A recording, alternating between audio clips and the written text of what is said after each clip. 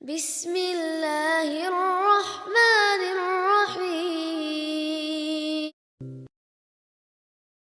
Assalamualaikum warahmatullahi wabarakatuh. Waalaikumsalam warahmatullahi wabarakatuh. Bapak-bapak, ibu-ibu, saudara-saudara kaum muslimin rahimakumullah. Sudah menjadi keyakinan dalam kehidupan kita bahwa segala yang ada permulaannya tentu akan ada penghabisannya. Setiap yang punya awal mesti akan punya akhir. Tidak ada keabadian dalam kehidupan dunia ini. Semuanya datang dan pergi silih berganti, berubah oleh pergeseran masa dan pertukaran waktu. Demikianlah kalau kita mau merenungi kehidupan dari alam di sekitar kita. Sejak dari kehidupan tumbuh-tumbuhan, binatang, sampai kepada kehidupan kita, makhluk bernama manusia. Lihatlah kita manusia misalnya. Dimulai sejak kita terlahir ke alam ini, keluar dari alam rahim ibu, menjadi bayi yang merah tidak berdaya, untuk kemudian berangsur meningkat menjadi anak-anak. Dari kehidupan anak-anak berubah lagi kita menjadi remaja dengan segala keceriaan dan kelincahannya, dan dari masa remaja naik lagi kita memasuki usia dewasa, untuk kemudian berangsur memasuki hari tua. Lalu setelah kita memasuki hari tua, sehari, seminggu, sebulan, setahun, sampailah kita kepada batas waktu yang telah ditentukan oleh Allah, yang dinamakan ajal, dan bertemulah kita dengan yang disebut maut. Ini merupakan kepastian dalam kehidupan. Kalau saja kita mau merenung perubahan-perubahan yang terjadi pada diri kita, seharusnya membuat kita insaf dan sadar. Dikala remaja kita begitu lincah, punya rambut yang hitam ikal berderai, punya lesung di pipit, punya senyum yang indah menawan setiap orang yang melihat, punya kulit yang kencang dan bersih. Manakala kita memasuki hari tua, perubahan frontal pun terjadi. Kulit mulai jadi keriput, rambut yang tadinya hitam ikal berderai mulai memutih, nikmat berkurang, gigi yang tadinya utuh dan sanggup mengunyah apa saja, satu demi satu permisi meninggalkan kita. Sangat boleh jadi dikala remaja kita senyum semua orang terpikat, dikala hari tua dengan kulit yang keriput dan gigi yang tidak ada lagi, manakala kita senyum mungkin orang bakal lari dari sekitar kita. Kemana keindahan yang tadinya begitu menawan? Kemana senyum lesung pipit yang tadinya menarik perhatian orang? Pergi meninggalkan kita, berubah oleh pergeseran masa dan pertukaran waktu. Nah, bila maut datang menjemput kita, selesailah kehidupan sampai di situ? Ternyata belum. Kalau lahir merupakan perpindahan hidup dari alam rahim ke alam dunia, maka mati hakikatnya merupakan perpindahan hidup dari alam dunia ini ke alam kehidupan yang berikutnya, yang dinamakan dengan alam barzah. Andai kata hidup cuma sekali, secara moral kita sanggup berkata, alangkah tidak adilnya Tuhan. Kenapa? Dalam kehidupan ini kan aneka ragam terjadi. Ada orang yang zolim, ada orang yang dizolimi, ada orang yang membunuh, ada orang yang terbunuh, ada orang yang kaya, ada orang yang miskin, ada orang yang jujur, ada orang yang menghalalkan segala cara, sehingga banyak ketidakadilan yang terlepas daripada pengadilan dunia. Lalu orang pun bilang, di dunia ini katanya banyak pengadilan tapi sulit keadilan. Di dunia ini mudah mencari pengadilan tapi sulit untuk mencari ketidakadilan. Andai kata hidup cuma sekali, tidak akan ada hidup sesudah hidup yang sekarang ini. Bagaimanakah nasib mereka yang lepas dari pengadilan dunia ini? Alangkah tidak adilnya Allah, andai kata tidak ada kehidupan sesudah hidup yang sekarang. Tentulah akan terjadi di mana orang menghalalkan segala macam cara untuk mencapai tujuan. Yang penting kan saya kaya, yang penting kan saya punya jabatan dan kedudukan tinggi. Kalau perlu jilat atas, jilat atas. Kalau perlu sikut kiri kanan, sikut kiri kanan. Kalau perlu injak bawah, injak yang bawah. Ini prinsip daripada orang-orang komunis, dan pantas karena mereka tidak percaya kepada kiamat. Pantas karena mereka tidak percaya akan adanya kehidupan sesudah hidup yang sekarang ini. Maka saya menghimbau kepada seluruhnya, kita sudah kadung menyepakati negara ini berdasarkan Pancasila.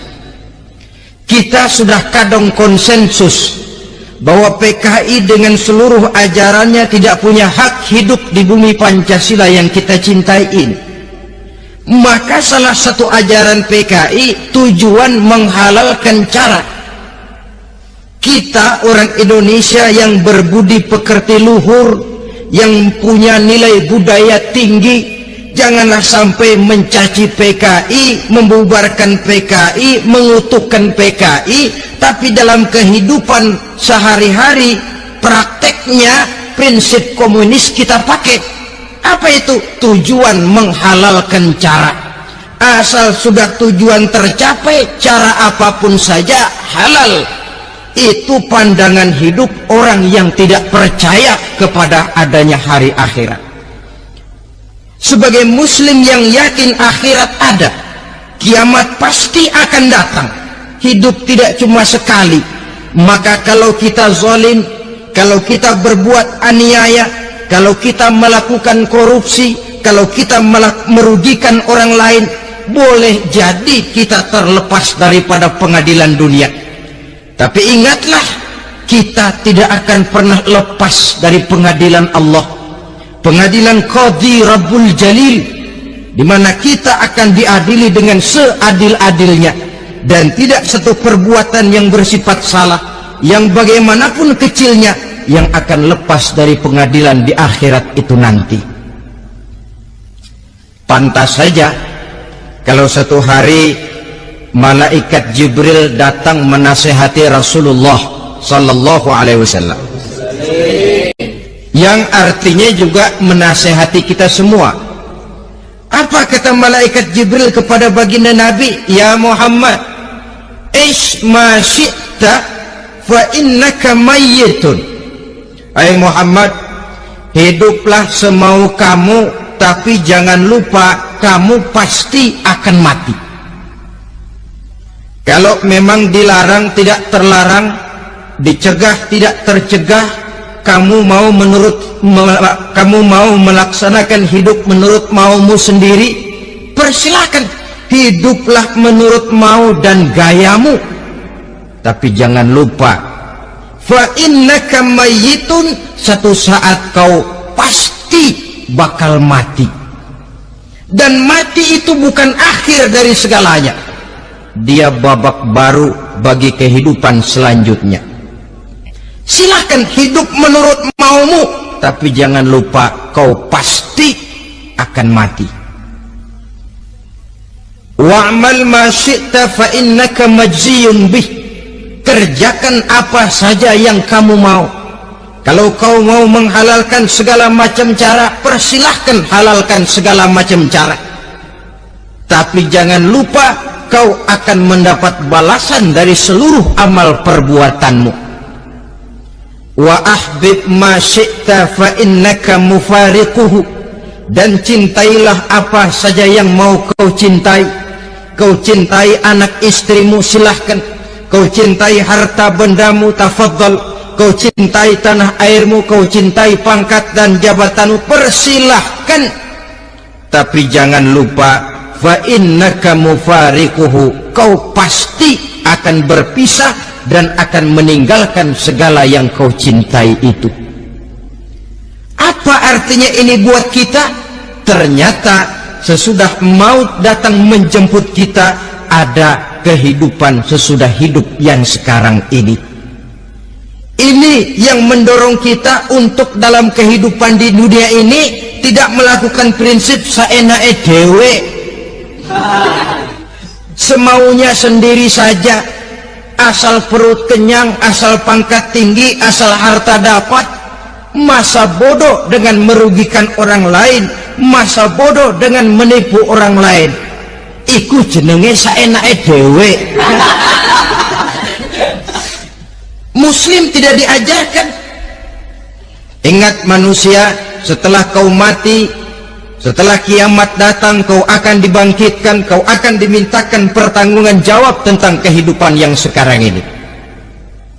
Saudara hadirin, oleh sebab itu kalau kita bicara soal kiamat, soal akhirat, ini memang masalah yang gaib, yang sepenuhnya tidak bisa dicernakan dengan kemampuan penalaran intelektual.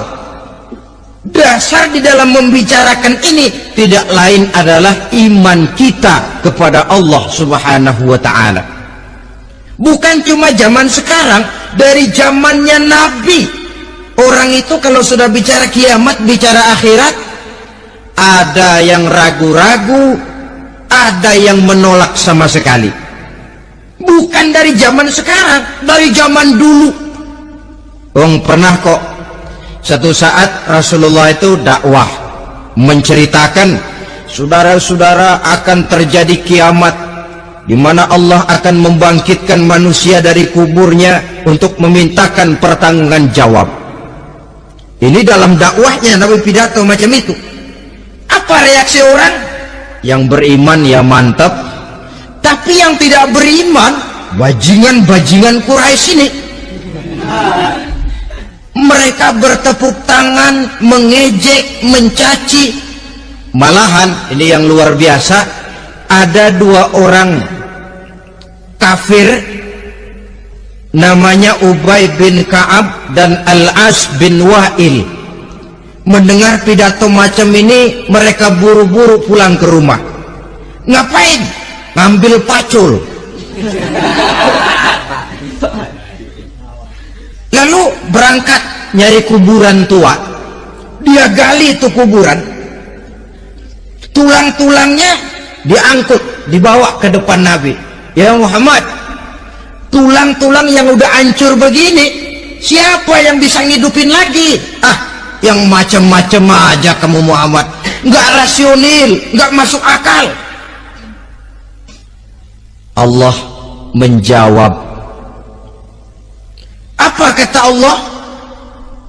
وَضَرَبَ لَنَا مَثَلًا وَنَسِيَ خَلْقَهُ قَالَ مَنْ يُحْيِي الْعِظَامَ وَهِيَ رَمِيمٌ قُلْ يُحْيِيهَا الَّذِي أَنْشَأَهَا أَوَّلَ مَرَّةٍ وَهُوَ بِكُلِّ خَلْقٍ عَلِيمٌ. Mereka memberikan perumpamaan kepada kami, kata Allah. Mereka melupakan asal kejadiannya. Mereka bertanya, siapa yang sanggup menghidupkan tulang belulang yang sudah hancur kayak begini? Qul yuhyiha allazi ansha'aha awwala marrah. Katakan kepada mereka Muhammad, yang akan menghidupkannya adalah Dia yang telah menciptakannya pertama kali dulu. Kalau Dia sanggup menciptakan, Dia tentu lebih sanggup lagi untuk mengembalikan reproduksi ciptaan itu sebagaimana semula. Yang paling kasihan yang ragu-ragu. Akhirat itu ada apa enggak sih? Kiamat itu ada apa enggak sih? Lantaran ragu-ragu, terombang-ambing dia antara harapan dan putus asa, antara kenyataan dan idealisme. Ada yang buta sama sekali 100% terhadap keadaan-keadaan sesudah mati. Perhatian mereka hanya tercurah kepada kehidupan sebelum mati. Yang mereka perhatikan siang dan malam tidak lebih daripada urusan perut. Pergi pagi pulang sore, peras keringat, banting tulang. Cuma soal makan, soal minum, soal pakaian, soal kendaraan, soal rumah tangga, soal anak, soal istri. Yang mereka pentingkan hanya soal-soal politik misalnya, ekonomi, pembangunan dan industri. Untuk soal-soal kayak begitu giat betul, habis seluruh waktu untuk memikirkan meningkatkan kebudayaan, politik, sosial, ekonomi. Kadang-kadang kurang tidur, kurang istirahat, berkeliaran ke sana kemari ke tempat yang jauh-jauh, sampai kadang-kadang terkena stres, penyakit darah tinggi, ginjal, lever, untuk memikirkan hal-hal yang semata-mata karena dunia saja. Lantas boleh jadi mereka mendapatkan kekayaan yang berlimpah ruah, mendapatkan kedudukan yang tinggi, nama yang semerbak, dikenal orang di barat dan di timur, di utara dan di selatan. Tetapi alangkah kecewanya mereka jikalau datang ajal menjemput nyawa, mati mereka meninggalkan harta yang banyak, nama yang masyhur. Mereka disebut dengan jasa-jasanya. Radio memberitakan, TV menyiarkan, koran-koran memuat. Bahkan nama mereka kadang-kadang dikenang 2-3 tahun setelah wafatnya. Tetapi dalam pada itu roh mereka merintih, mengeluh, menderita, karena dilemparkan oleh Allah ke tempat-tempat yang kotor. Penyesalan yang sudah tidak akan ada gunanya lagi. Saudara-saudara kaum muslimin rahimakumullah, oleh karena itu kehidupan akhirat bukanlah dongeng dan takhayul, bukan khurafat dan khayalan. Kehidupan akhirat, hari kiamat adalah kebenaran dan kepastian. Dalam surah Al-Hajj ayat ke-7, Allah subhanahu wa ta'ala menyatakan, wa anna as-sa'ata atiyatun la raiba fiha wa anna allaha yab'asu man fil qubur. Dan bahwasanya kiamat itu sesungguhnya adalah sesuatu yang pasti dan tidak ada keraguan-raguan lagi di dalamnya. Dan bahwasanya Allah sungguh-sungguh akan membangkitkan manusia dari kuburnya masing-masing. Nah, kalau kita sudah yakin kiamat sesuatu yang pasti adanya, akhirat sesuatu yang pasti adanya, dari mana pembicaraan tentang kiamat ini kita mulai? Tentu dari diri kita. Marilah kita mencoba melihat proses perjalanan hidup ini sampai kita memasuki kiamat. Hadirin, tidak ada makhluk secantik manusia. Tidak percaya, pernah ke Ragunan? Nah, saudara masuk ke kebun binatang, segala macam makhluk ada di situ, ratusan macam jenis binatang. Bandingkan dengan saudara, kira-kira cakep mana?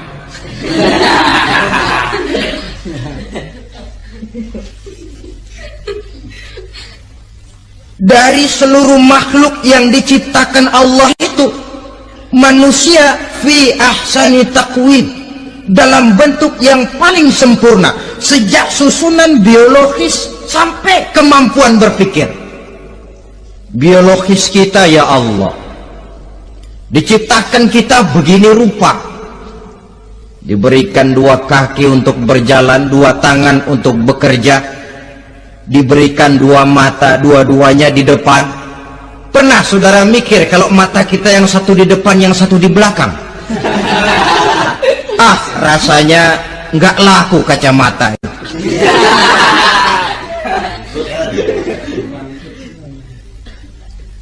Diberikan hidung dengan 2 lubang, tahu betul Allah ke bawah lagi lubangnya. Coba pikir kalau lubang hidung kita menghadap ke atas, aduh kalau musim hujan repot jagain hidung. Laqad khalaqnal insana fi ahsani taqwim, sungguh telah kami ciptakan manusia dalam bentuk kejadian yang paling sempurna ketimbang makhluk-makhluk Allah lainnya. Nah, kesempurnaan manusia ini oleh karena hidupnya terdiri dari 2 unsur pokok. Pertama unsur jasmani dan kedua unsur rohani, jasad dan roh. Jasad yang terlihat sekarang ini, potongan saudara yang ngejedok di depan saya ini jasad saudara. Ini yang berasal dari sari pati makanan yang dimakan oleh bapak ibu kita, lalu hasil kerjasama yang baik antara ibu dengan bapak, terwujudlah kita. Kalimat langsungnya, jasad ini berasal dari tanah yang tadi berubah dari bayi, remaja, dewasa, meningkat hari tua. Yang berubah itu jasmani kita. Kenapa? Karena jasmani itu materi, benda, daya tahannya terbatas. Dia berubah oleh pergeseran massa dan pertukaran waktu. Apa ada orang makin tua makin cakep? Jasmani oleh karena dia materi, dia berubah oleh pergeseran massa dan pertukaran waktu. Nah, yang menyebabkan jasmani itu bergerak karena ada roh di dalamnya. Ini yang menyebabkan kehidupan. Ini yang menjadi sumber kehidupan, pusat kesadaran dan pengertian dalam kehidupan manusia. Tanpa roh dalam diri kita, maka jasad kita, pernah lihat orang mati? Itu kalau orang mati, coba perhatikan, apanya yang kurang? Kupingnya masih ada tapi sudah tidak sanggup mendengar, matanya masih lengkap tapi tidak mampu melihat, jangankan melihat, terbuka saja tidak, mulutnya masih ada tapi sudah tidak bicara lagi, telinganya cukup tapi sudah tidak sanggup mendengar, kakinya lengkap tapi tidak mampu lagi berjalan. Apa penyebabnya itu? Ternyata jasmani kita, jasad ini, manakala sudah ditinggalkan oleh roh, dia tidak akan bisa berdaya apa-apa, tidak mampu berjalan, tidak pula berbuat, tidak pula bekerja apapun saja. Saudara-saudara, dua-duanya punya kebutuhan. Jasmani ada kebutuhannya, rohani pun ada kebutuhannya. Jasmani yang jelas perlu makan, perlu minum, perlu tidur, perlu pakaian, dan sebagainya. Nah, apabila saat berpisah datang, ajal sampai, berpisahlah roh dan jasad. Dan itulah yang dinamakan dengan maut. Jadi, apa sih mati itu? Mati adalah berpisahnya roh dengan jasad. Sebab itu Islam sangat menganjurkan kita untuk banyak-banyak mengingat mati. Bagaimana caranya mengingat mati? Pertama, mati itu kan pasti. Kira-kira yang hadir di sini ada yang nggak mati nggak kira-kira? Semuanya bakal mati kan? Berani? Berani. Sekarang mau? Saudara, sebenarnya kalau kita merenung lebih jauh, orang itu tidak perlu takut mati, walaupun tidak boleh terlalu berani menghadapi mati. Karena bagaimanapun takutnya kita kepada mati, toh dia pasti datang. Bagaimanapun beraninya kita mati, kalau belum ajal ya tidak mati juga. Jadi muslim itu kan harus berani menghadapi hidup dan tidak takut menghadapi mati. Mati adalah sesuatu yang pasti. Muslim dianjurkan banyak-banyak mengingat mati dalam kehidupan. Caranya bagaimana? Pertama, berziarah, nengokin teman yang sakit. Ya? Suka nengokin teman yang sakit enggak? Oh, itu pahalanya kata Nabi. Menengok orang yang sedang sakit lebih afdol daripada sholat sunnah 1000 rakaat. Apa pernah saudara sembahyang sunnah sampai 1000 rakaat? Nengokin orang sakit pahalanya lebih afdol daripada itu. Kenapa menengoki orang sakit mengingatkan kita kepada mati? Iya ya, ini teman saya yang kemarin seger banget, bercanda sama saya, ketawa sama-sama, sekarang terbaring tidak berdaya, hilang kemampuannya, hilang keceriaannya, sakit. Iya kalau sembuh, kalau ajal, iya sekarang giliran dia, kalau jatuh ke saya.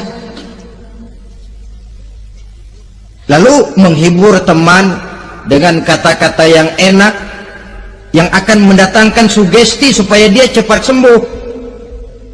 Jangan nengokin orang sakit jujur, sakit apa lu? Perut. Emang temen gua kemarin sakit begini mati.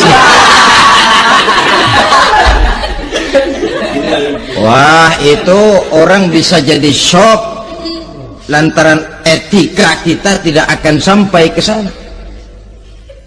Menjenguk orang sakit akan mengingatkan kita kepada mati. Apalagi ziarah kubur. Ada yang orang tuanya sudah meninggal? Kalau ada, ya tidak bisa tiap hari, sekurang-kurangnya seminggu sekali, Jumat pagi misalnya, ziarah kita ke kubur. Sehingga kalau kita masuk kubur kan ada etikanya. Assalamualaikum ya ahlal kubur wa inna insyaallahu bikum lahikun. Hai penduduk kubur, keselamatan bagi kamu dan kami yang masih hidup sekarang ini insyaallah pasti bakal nyusul kamu. Iya, yang kemarin gagah benar sekarang terbaring tanpa daya. Ini unggukan kuburannya. Yang kemarin ada sekarang sudah tidak ada. Kemana dia? Kami satu saat pasti akan begini. Ingat mati. Lalu apalagi yang bisa membuat kita ingat kepada mati? Mengawal jenazah. Bukankah sangat dianjurkan oleh agama? Bahkan kalau bisa sejak mengurusnya, memandikannya, mengkafankannya, menyolatkannya untuk kemudian mengantarnya ke kubur. Hari ini saya antar dia ke kubur, besok boleh jadi saya yang diantar orang. Hari ini saya solatkan dia, besok boleh jadi saya yang disolatkan orang. Hari ini saya masukkan dia ke liang lahat, besok mungkin giliran saya dimasukkan orang ke liang lahat. Ingat mati, tumbuh kesadaran. Lalu daya positifnya dalam kehidupan apa?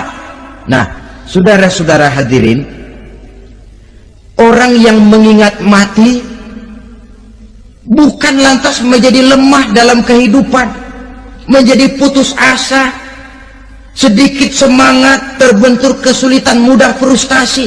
Bukan itu tujuannya kita diperintah mengingat mati.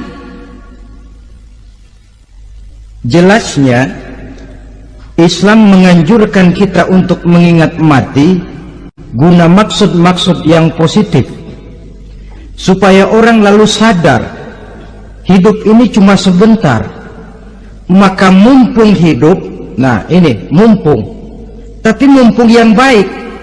Mumpung hidup, maka hidup yang singkat ini harus saya pergunakan dengan sebaik-baiknya, melakukan kebajikan yang sebanyak-banyaknya, menjauhkan rasa malas, menunggu keajaiban yang datang dari langit, berleha-leha, bermain-main, sementara maut kalau dia datang tidak pernah main-main.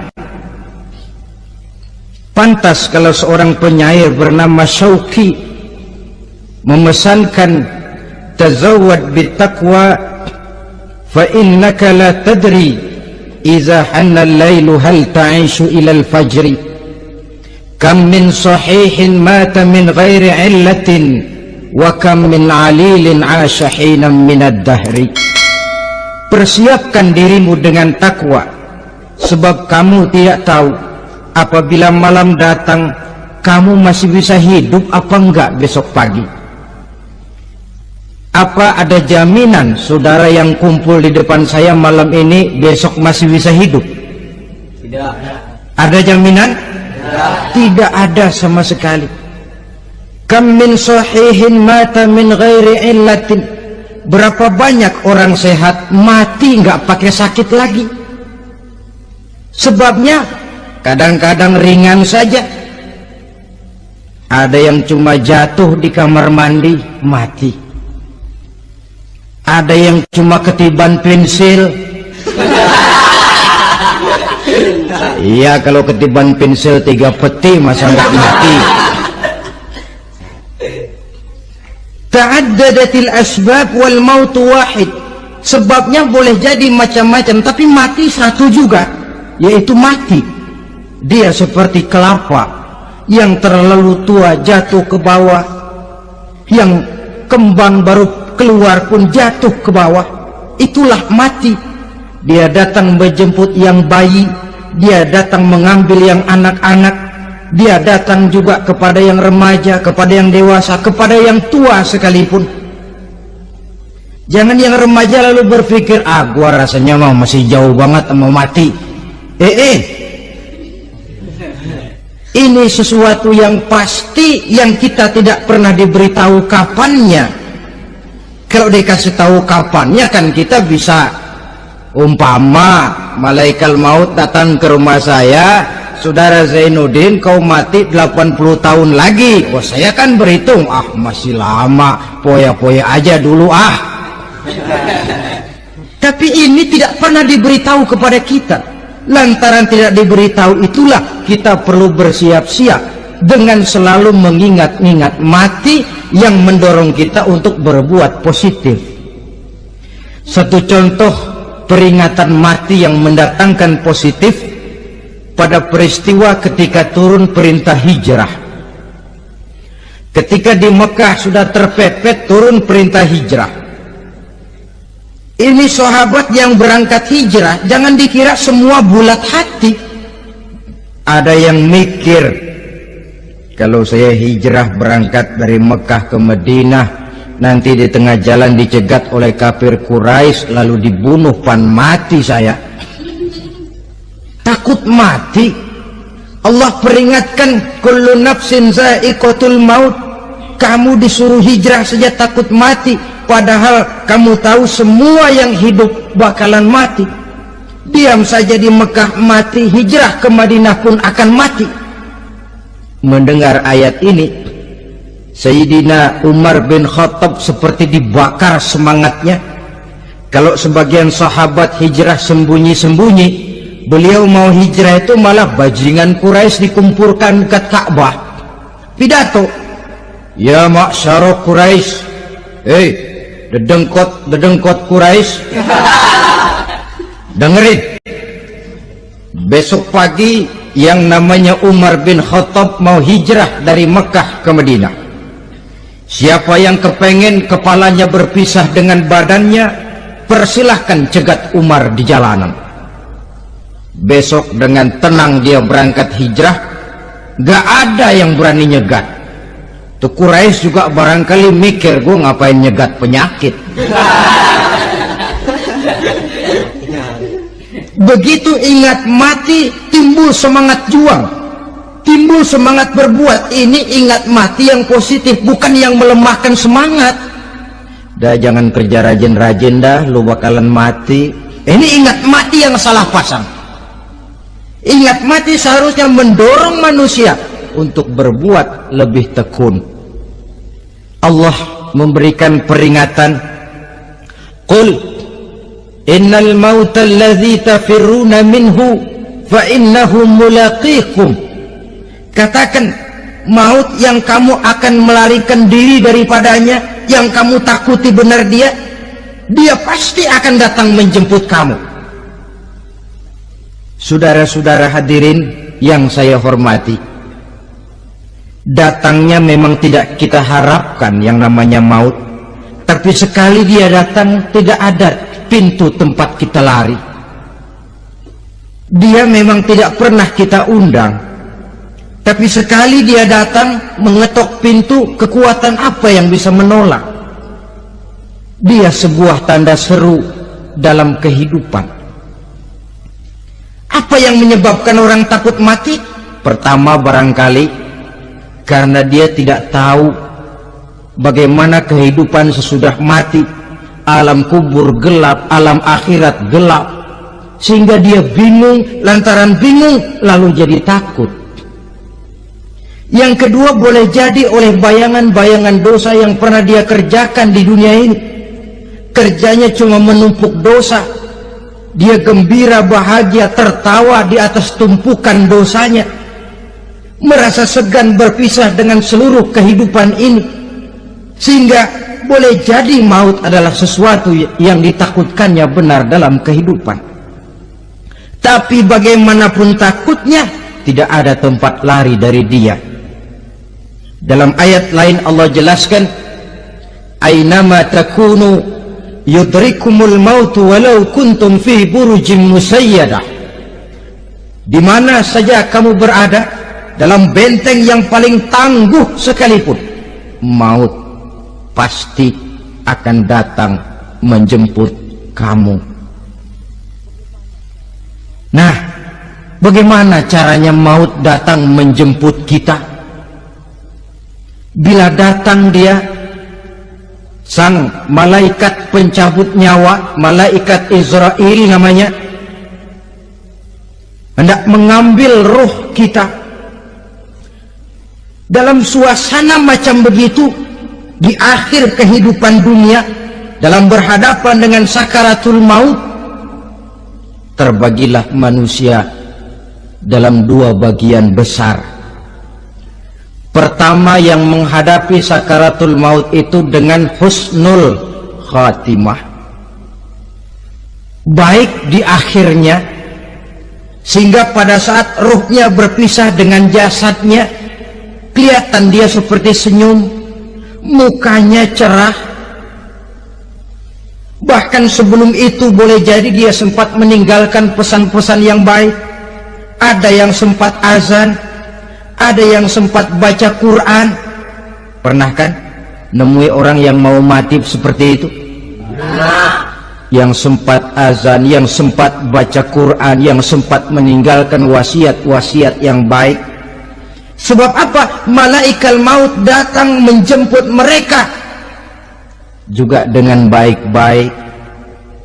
Dicabut ruhnya perlahan-lahan, tapi sungguh pun perlahan-lahan. Pedihnya, sakitnya tetap tiada tara. Rasulullah Sallallahu Alaihi Wasallam, dikala beliau hendak berhadapan dengan sakaratul maut, diceritakan mencelupkan tangannya ke dalam gelas berisi air, lalu mengusapkannya ke muka beliau seraya berdoa, ya Allah, mudahkan saya dalam menghadapi sekarat ini. Beliau juga yang mengatakan bahwa sakitnya sakaratul maut sama dengan 300 kali bacokan pedang. Sehingga kita diajarkan doa, di antara doa selamat itu kan ada Allahumma hawwin alaina fi sakaratil, ya Allah mudahkan saya di dalam menghadapi sakaratul maut itu. Ketika ruh ini keluar dari jasad, mata masih mengikuti ruh itu. Sehingga kadang-kadang ada yang matanya terbelalak dan tidak sempat ditutup, terbuka terus, mengikuti ruh itu keluar dari jasadnya.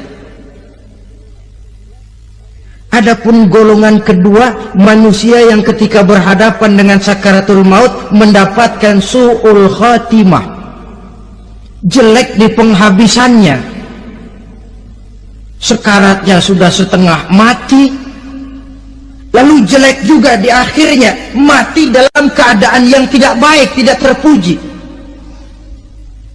Ada yang lagi megang kartu, mati.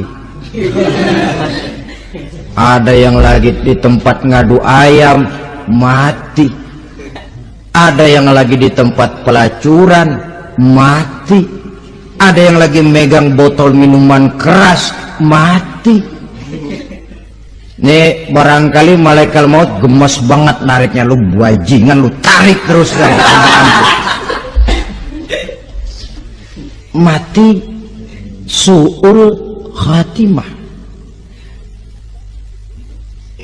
Makanya bagus itu, kadang-kadang di majelis-majelis taklim kan sering dibaca ya Allah biha, ya Allah biha, ya Allah bihusnil khatimah. Kan ada itu? Ada enggak? Saudara hadirin, mohon agar oleh Allah kita diberikan husnul khatimah, baik di saat ruh akan berpisah dengan jasad. Ini sesuatu yang pasti. Sang malaikat maut datang menjemput nyawa.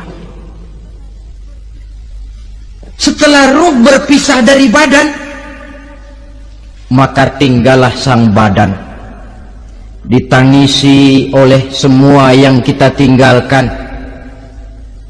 Sehingga kepada putrinya Fatimah, ketika malaikat maut datang hendak menjemput baginda Nabi, beliau berkata kepada anaknya, Fatimah, kamu tahu siapa yang datang?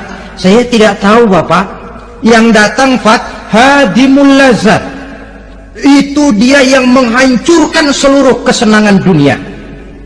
Waqati'u syahwat, yang memisahkan kita dengan seluruh yang kita cintai. Dia malaikat maut, Pak.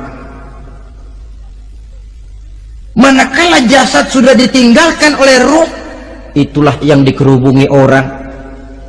Anak menangis, istri menangis, orang tua bersedih, teman-teman merasa kehilangan, menangisi jasad. Diuruslah jasad kita, dimandikan sebagaimana mestinya, dikafankan dengan kain putih 3 lembar. Itu yang hendak kita bawa kembali ke tempat asal kita. Pakaian sutra, jas yang mereknya Switzerland wool, kain yang Samarinda, sepatu yang Belly atau Beltoni, jam tangan yang Rolex, kendaraan yang serba mewah, tidak ada yang menyertai kita. Kain putih 3 lembar itu saja lagi. Demi setelah dikafankan, dibujurkan, kita menghadap ke arah kiblat, orang banyak pun datang menyolatkan kita dengan 4 takbir, diiringi dengan doa, lalu upacara pelepasan, berangkat kita meninggalkan anak, istri, suami, kampung halaman, tanah air, bahkan alam dunia ini. Selamat tinggal alam dan seluruh isinya. Tinggallah yang tinggal. Saya akan kembali ke tempat asal dari mana saya datang, untuk kembali mempertanggungjawabkan seluruh perbuatan saya dalam kehidupan ini. Manakala upacara pelepasan selesailah sudah, dimasukkan kita ke keranda jenazah, digotong orang, bismillah wa ala millati rasulillah, dibawa ke tempat peristirahatan terakhir katanya. Padahal dulu kalau mau kita istirahat, ke villa lah kita, ke Bali lah kita, ke Hong Kong lah kita, ke tempat-tempat tamasya yang indah. Oh, rupanya akan sampai juga perjalanan menuju tempat peristirahatan terakhir yang luasnya tidak akan lebih dari 2 kali 1 meter. Diusung orang kita, diantarkan orang banyak. Manakala sampai ke atas yang lahat, pengusung jenazah dibuka, diturunkan kita ke liang lahat, dibaringkan. Gumpalan tanah akan jadi bantal kita, muka dibuka dihadapkan ke arah kiblat. Setelah itu ditutup liang lahat kita dengan kayu. Masih belum kurang, diuruk dengan tanah. Yang menguruk orang-orang yang tadinya mencintai kita, menyayangi kita. Tapi ketika jasad sudah ditinggalkan ruh, habis rupanya cintanya. Coba jasad kalau sudah ditinggalkan ruh, 3 hari aja di rumah, serem. Ya mayit, siapa yang betah nemenin mayit?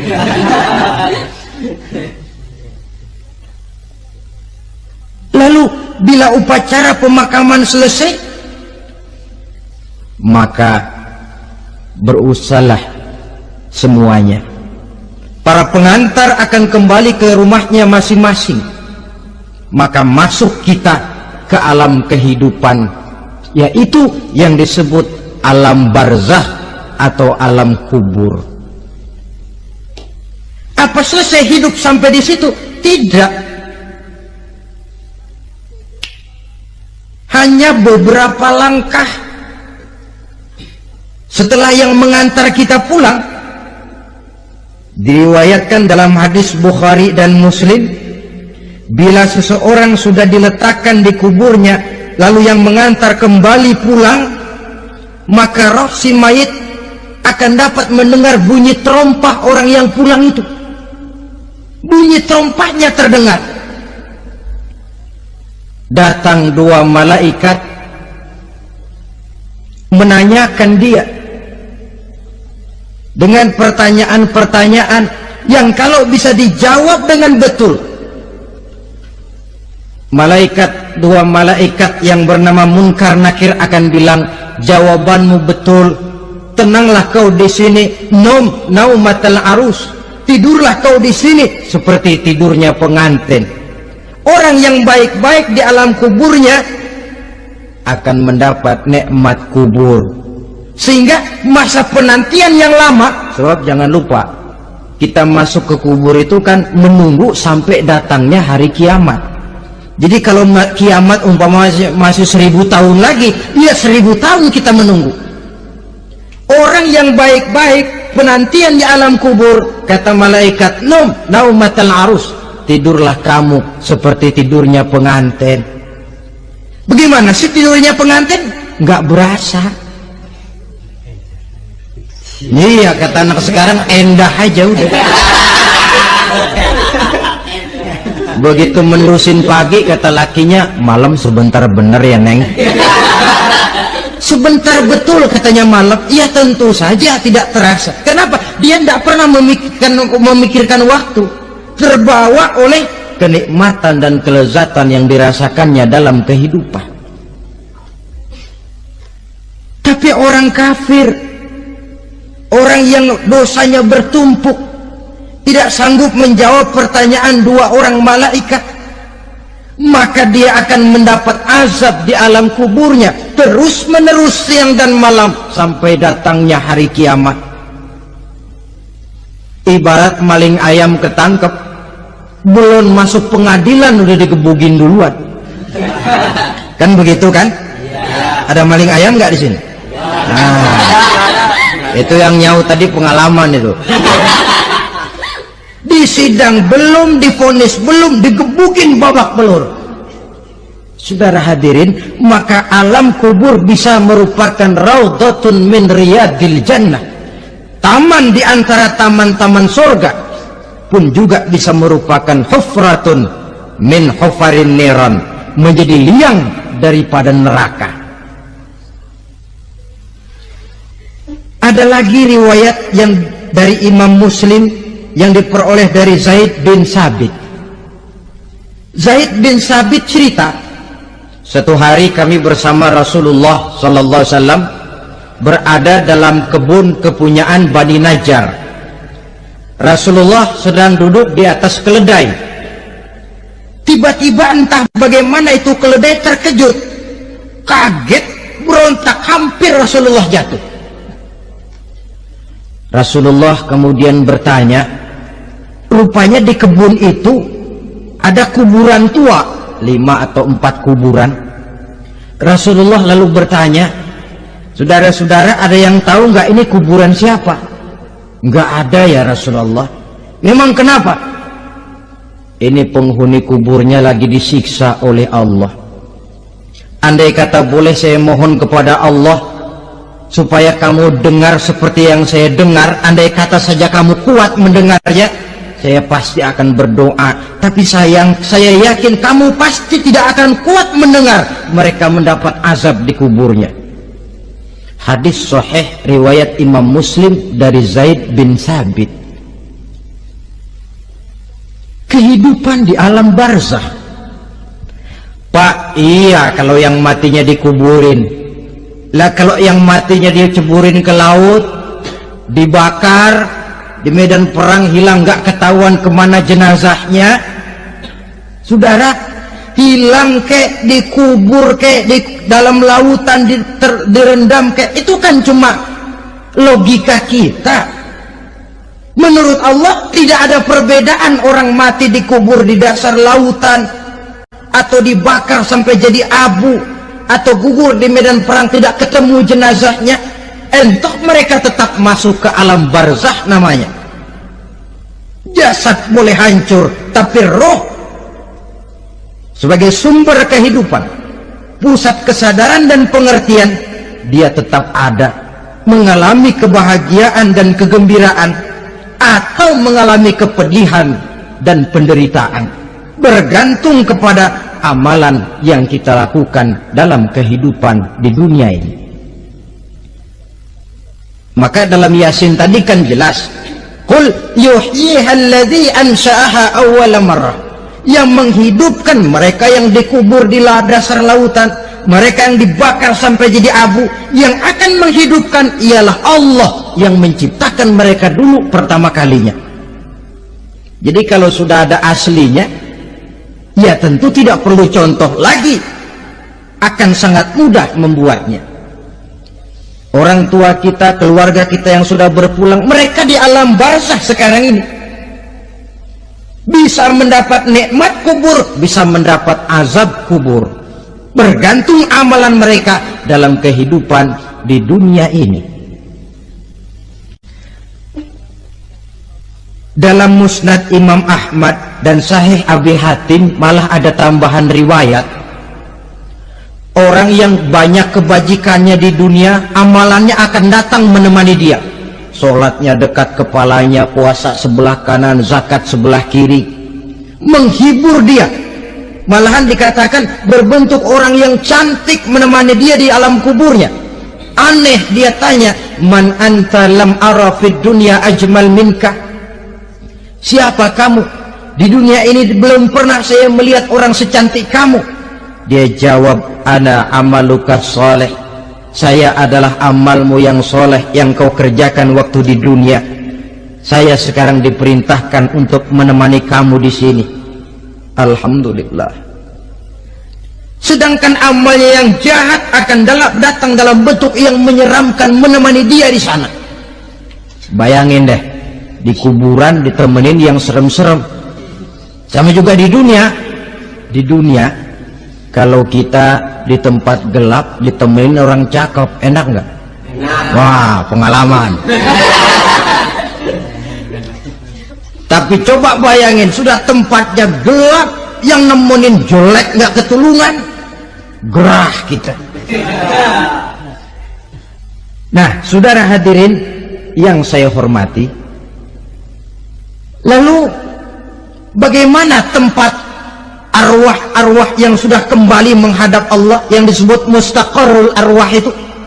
Macam-macam tingkatannya sesuai dengan profesi dan amalannya waktu di dunia. Ada roh-roh itu yang setelah pisah dengan jasad, artinya mati, ditempatkan di tempat yang disebut a'la iliyin, tempat yang tinggi. Siapa ini? Arwahnya para nabi dan para rasul. Ini fi a'la iliyin, di tempat yang tertinggi. Arwahnya para nabi, arwahnya para rasul. Dan karena kita bukan nabi, bukan rasul, ya jangan mimpi dapat tempat fi a'la iliyin, kecuali kalau Allah menghendaki. Itu hak prerogatif Allah, tapi kan tidak adil kalau Allah melakukan itu. Ini kelompok roh-roh yang masuk golongan VIP. Wah, the first class. Para nabi, para rasul. Lalu ada pula roh-roh itu yang setelah pisah dengan jasadnya diumpamakan seperti burung-burung hijau yang berterbangan di perkebun-kebunan surga. Roh siapa mereka ini? Rohnya para syuhada, orang-orang yang mati syahid gugur membela agama. Nah, ini bedanya orang mati syahid dengan pahlawan, ya. Apa bedanya syuhada dengan pahlawan? Kalau syuhada, orang yang gugur membela agama, niatnya karena Allah, mati syahid. Kalau pahlawan, orang yang gugur membela negara, orang yang dianggap berjasa kepada pemerintah. Klimaksnya, kalau orang mati syahid jelas surga, tapi pahlawan belum tentu surga. Kenapa? Bergantung kepada negara macam apa yang dibelanya dan pemerintah model mana yang dibelanya. Di negara-negara komunis misalnya, banyak nggak pahlawan? Dengan sekian tanda jasa yang mati di medan perang dan sebagainya. Kira-kira pahlawan komunis masuk surga enggak? Ya, kalau pahlawan komunis masuk surga, kita nggak kebagian kapling di surga barangkali. Inilah bedanya pahlawan dengan orang mati syahid. Kemudian ada pula roh itu yang tertahan di pintu surga. Tertahan di pintu surga. Ini seperti tadi, orang yang mati syahid tapi masih ada kaitan di dunia. Rasulullah pernah ditanya orang, ya Rasul, kalau saya maju ke medan perang bela agama, mati syahid, apa saya masuk surga? Iya, masuk surga. Kecuali kata Nabi, kalau masih punya utang. Nah, tertahan di pintu surga. Ada pula roh itu yang tertahan di alam kuburnya. Ini umumnya seperti tadi itu. Ada mempunyai dosa, mempunyai kesalahan, sehingga merasakan azab kubur. Ada juga roh itu yang tertahan di permukaan bumi. Mereka yang dalam hidup selalu menumpuk dosa-dosa yang besar, meninggal sebelum keburu untuk bertaubat. Saudara hadirin yang saya hormati, inilah yang kita khawatirkan. Sebab jikalau pada saat roh sudah datang, jikalau saatnya roh datang berpisah dengan jasad, menemukan sakaratul maut, saat itu taubat sudah tidak akan ada gunanya lagi. Masuk ke alam kubur, mendapat azab kubur. sampai datangnya hari kiamat. Berapa lama di alam kubur ini? Menunggulah kita sampai datang saatnya kiamat. Nah, saudara-saudara, apa tanda-tanda hari kiamat? Kapan dia akan datang? Bagaimana hal ihwal manusia pada saat terjadi kiamat?